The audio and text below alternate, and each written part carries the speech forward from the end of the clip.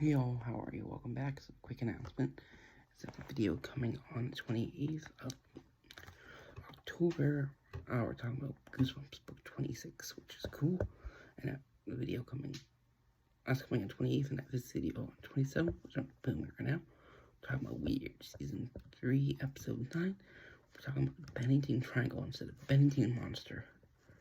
And season 3, episode 10 will be dropping on November 18th, which is actually the last episode of season 3. Here we go. Bennington Triangle is located in Bennington, Vermont. It was first coined by Joseph Citros, who's a well-known folklorist. Details of people went missing between this area between 1945 and 1950, so only 5 years.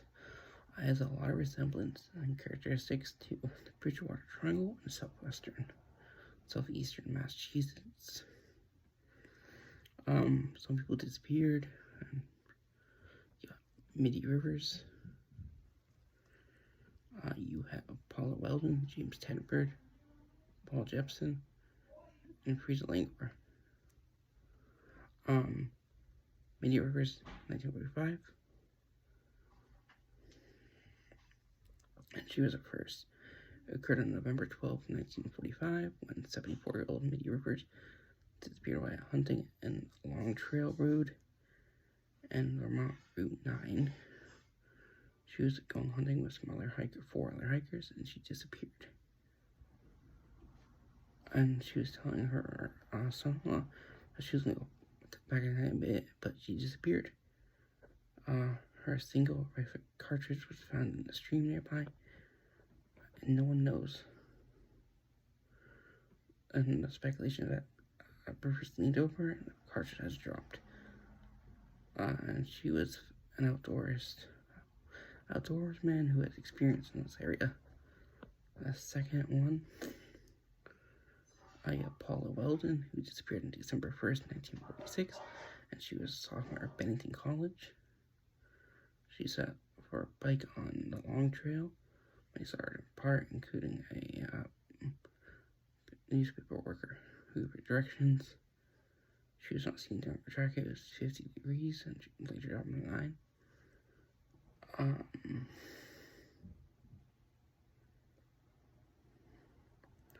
A extensive search was conducted, including posting $5,000.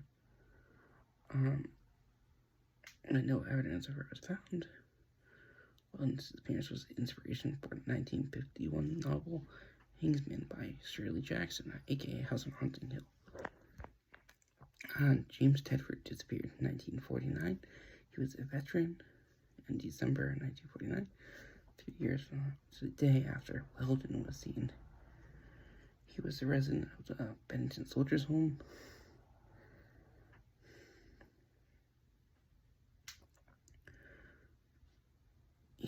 A popular theory is that he finished a thin air around the bus.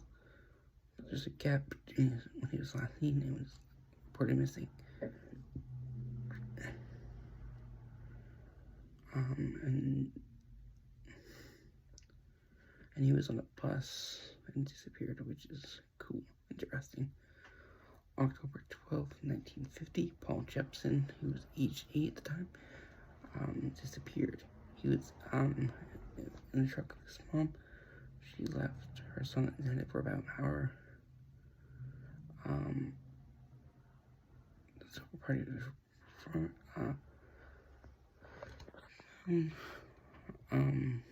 And he was wearing a bright red jacket at the time. Bloodhound tracked the boy to Oldmore Highway, disappeared.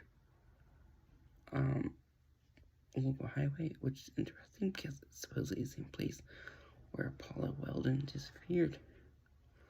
Last one, we have Frieda Langor, October 28th, 1950, and it was 16 days after Jepson vanished. Frieda, who was 53, disappeared. They were at camp. She was camping with her cousin named Herbert Elsner. Langor fell in the stream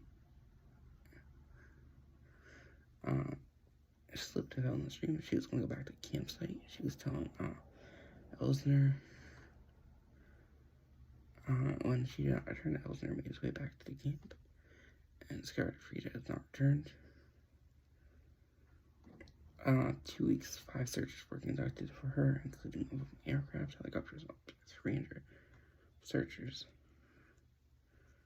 Frida's body was found 3.5 miles from the campsite in the eastern branch of the Deerfield River, an area that had been only lightly searched only 7 months previously.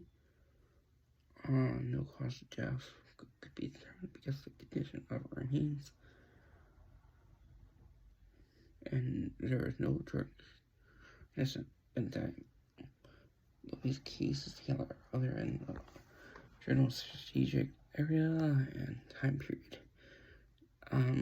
It's been featured on podcasts and TV shows like Podcast Lore, Scared to Death, and a couple of shows like Weird or What. He was in most terrifying places in America.